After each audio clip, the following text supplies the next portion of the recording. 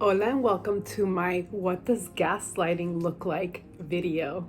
Last month I uploaded a video entitled 10 Signs He's Lying to You, and I touched upon the rather interesting topic of gaslighting, and I promised I would create a video for you, chicas. Let's first define what it means. Gaslighting is a form of emotional or mental manipulation in which the abuser attempts to create self-doubt and confusion in the victim's mind.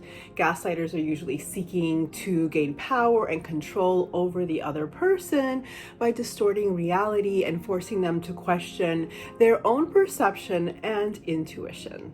Term was derived from a British play that was written back in 1938, I believe, which was made famous by a 1944 black and white movie, Gaslight, starring Ingrid Bergman, in which a husband deliberately makes his wife think she's losing her sanity so that he can have her committed and steal her inheritance. The movie is set in London in the 1880s before electricity, and at this time people used gas to light their homes. The significance here is that apparently when someone would turn on a gas lamp that was fed by the same line, the light coming from other gas lamps that were already on would be dimmed.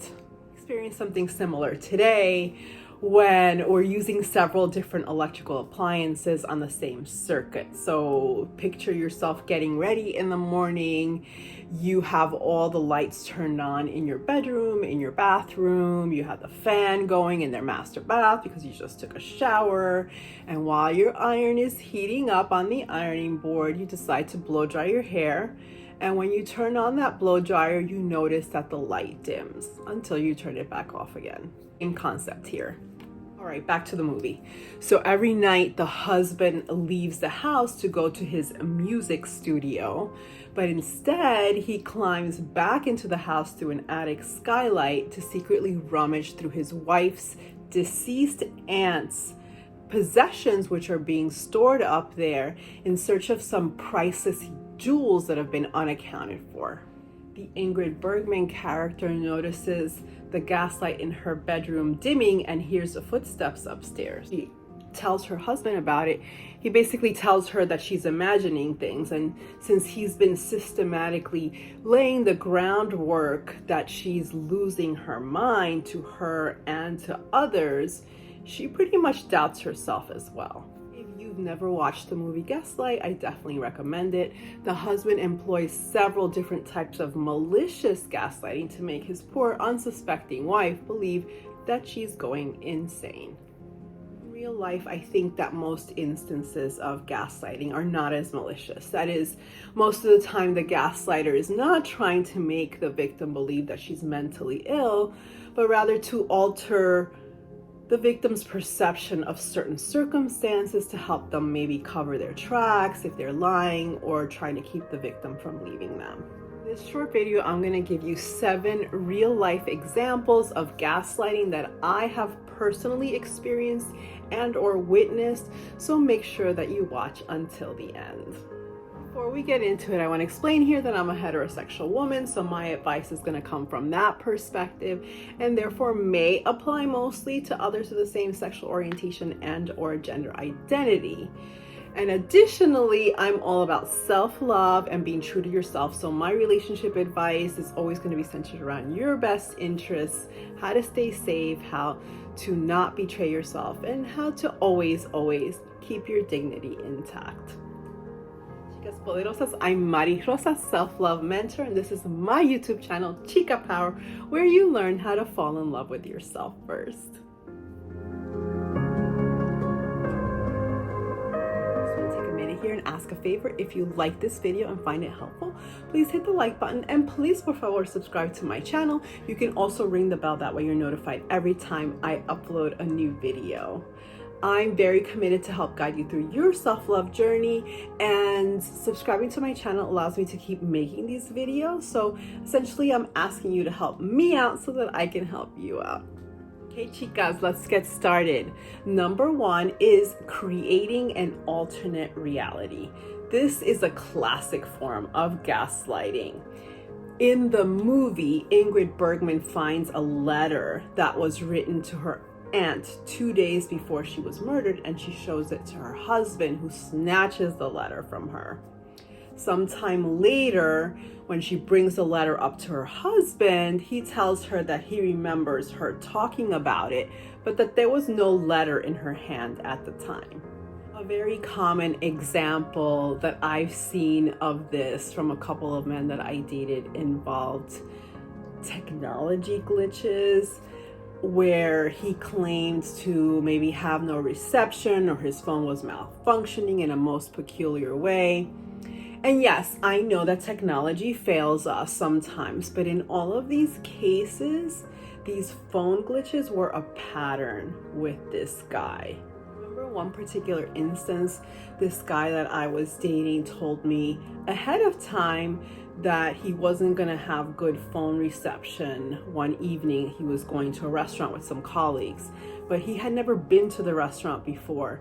So I remember thinking that was a bit strange, that he would know that ahead of time. Another man that I dated told me that his phone was glitching and sending the thumbs up emoji to alter my perception of a somewhat callous thumbs up that he had sent as a response to a text message from me the prior day. So what he did was the next day he randomly sent me a couple of thumbs up emojis and said, "Sorry, I don't know why that's happening." So in essence, he created an alternate reality to manipulate my perception of that first thumbs up that had me thinking that he was a bit uncaring. Number 2 is distracting you with compliments. This one typically happens in the beginning of a relationship if you detect shady behavior or if he seems to be like overly jealous or possessive. He says that he did whatever it is that you're confronting him about because he didn't want to lose someone as wonderful as you, or because he didn't think he could get close to someone as wonderful. And then he goes on to tell you how beautiful, sweet, smart, talented, whatever the compliment or compliments may be. And you're so flattered by the compliments that you let the shady or possessive behavior slide. Take a minute here and warn you chicas out there that possessive behavior is a huge red flag, as these men are looking to have control over you, and that is a very dangerous thing. These are the type of men who sometimes do atrocious things to their wives and girlfriends. I go running the other way whenever I detect this type of behavior, and so should you. Number 3 is chipping away at your self-confidence or self-esteem. This one is also very common. The gaslighter tells you that you're too sensitive, or you worry too much, or you're too untrusting when you question him or call him out on his BS. Makes you feel bad for calling him out, like you're being too hard on him or something.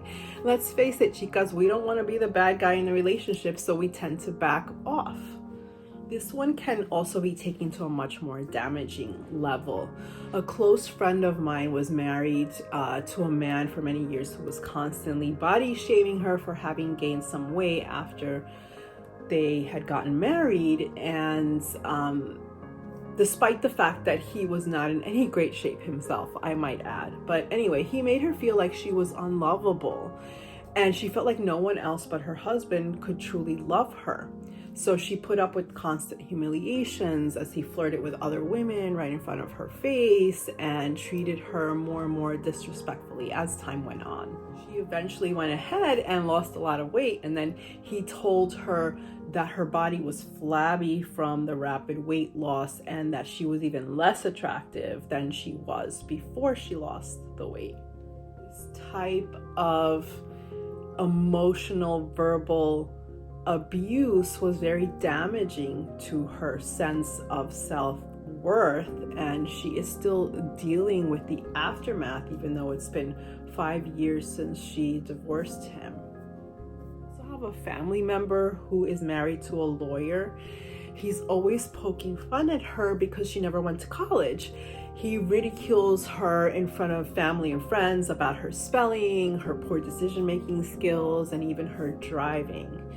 He attributes it all to her lack of education, and he does it all in jest, so that if she or anyone says anything in her defense, he says that they can't take a joke. But I see it as really damaging to her self-esteem and as a way to boost his own self-esteem. Self is really arrogant, but I feel like he must be somewhat insecure, or else he wouldn't feel the need to put her down constantly. Number 4 is playing dumb. This is sort of the opposite to number 3, in that now he's pretending that he has a deficiency. Selective stupidity is the term that I have coined for this, because I've seen it quite often, especially as it applies to social media. What? My Plenty of Fish profile is still up? I know I took it down. I really don't know how to use this app very well. It's so confusing. I must have hit the wrong button when I was trying to take my profile down. I mean, that must be it. There's no other explanation. Oh, and did that wrong button that you hit also add new updated photos to your profile? Yeah, don't let the door hit you on the way out. It does not take a rocket scientist to hide or delete your dating profile, chicas. These stories in my case were coming from men who are highly intelligent and pride themselves in being a quick study, but they somehow can't master how to remove or hide their dating profile. Remember that funny sitcom from a few years ago, Everybody Loves Raymond? My sister loved that show, and she reminded me that there's an episode where Raymond is schooling his soon-to-be married brother Robert in the art of intentionally screwing up on the task of ordering the wedding invitations, or any task that the soon-to-be wife gives him, so that she will just do it herself and he can just watch TV or do whatever it is he wants to do instead. Number 5 is flat out denial. This one takes a bit of guts, in my opinion. And this is when someone flat out denies doing, saying, or witnessing something that you know for an absolute fact that actually happened. This is what the Shaggy song It Wasn't Me is all about. Dated this guy for a while who was always checking out other women when he was out with me. I'm not talking about a fleeting glance either. We're all human, and we all see and notice beautiful things, including other people around us. I'm referring to kind of gawking and exchanging prolonged eye contact with other women. And sometimes they weren't even that attractive, which is funny to me. But he did it while he was out with me, and I think that that's extremely disrespectful. So he flat out denied that he was doing it, even though I called him out on it once when he was actually doing it. I caught him red-handed. Unbelievable. Number 6 is shifting the blame to you. My close friend that I talked about earlier, whose husband was constantly body shaming her, also always shifted the blame to her whenever they argued about anything. So let's give her the fictional name Milagros, and we're going to give him the fictional name Jose. According to Milagros, no matter what she and Jose argued about, it could have been about his shameless flirting with other women, his excessive drinking whenever they went out with friends, their finances, politics, or sometimes projects that she needed his help with around the house. No matter what they argued about, he would always make everything about the fact that she was overweight and how unhappy he was to have a wife that looked the way that she did. Whenever she suggested that they go for marriage counseling, he would say that they didn't need marriage counseling, that if only she would lose weight, everything in their marriage would be peachy. Basically, everything was always her fault, and he never took accountability for any of the hurtful things that he did to her. Number 7 is trying to isolate you.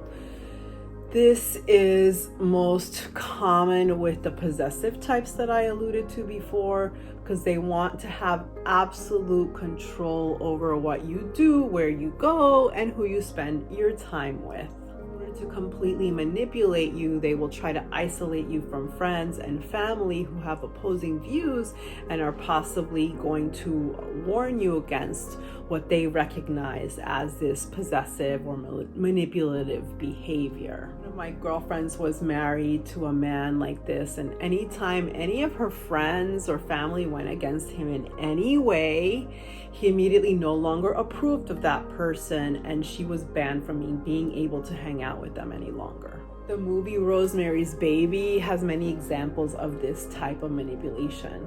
So Rosemary is kept from seeing her friends as much as possible so that they don't tell her that the severe illness that she's experiencing throughout her pregnancy is really not normal and that she should be doing something about it. Not to mention the strange shakes her eccentric obstetrician is making her drink, as well as the foul-smelling herbs that she's being made to wear around her neck. She makes lunch plans in the movie with a particularly wise and clever elderly friend of hers, and he agrees that her new neighbors, who are basically evil, are indeed sinister, and promises to do some research on them for her. Well, the next thing you know, her friend suddenly and mysteriously is super sick on his deathbed, and he does end up dying. Mary's Baby is an absolute favorite horror movie of mine. It's absolutely chilling. I highly recommend it if you have never seen it. And so before I wrap this up, I want to say that the gaslighting behaviors that I've just listed for you are ones that we should all be wary of. If you're dating or married to a man who employs several of these gaslighting tactics on a regular basis, you really need to ask yourself if your relationship isn't actually a very toxic place for you to be. You may be putting up with these behaviors and are allowing them to slide because you love him and you believe that he loves you too. And that may very well be true. Many of the real men that I referenced in this video did in fact love me or love their partner. However, one of the most difficult lessons that I have learned in my adult life is that sometimes love is not enough. We as women, as human beings, not only deserve to be loved, but we deserve to be loved in a kind, compassionate, and ethical way. If that is not what you're getting out of your relationship, I suggest couples counselings for starters. And you know my videos are not complete without some Latina sabiduría or wisdom. My beautiful mommy was a big fan of refranes to help land her message. A refrán is a wise Latina saying or adage. Today's nugget of sage advice is mejor sola que no mal acompañada, which is very similar to the Anglican, better to be alone than in bad company. Gaslighting, while not always done with a malicious intent, can be very damaging to the victim. So I urge you chicas out there to take these behaviors as the serious red flags that they are. Hope you enjoyed this video. If so, give it a like and subscribe to my channel. And please, por favor, give me your questions and your comments and your feedback down below. I do read and respond to them all.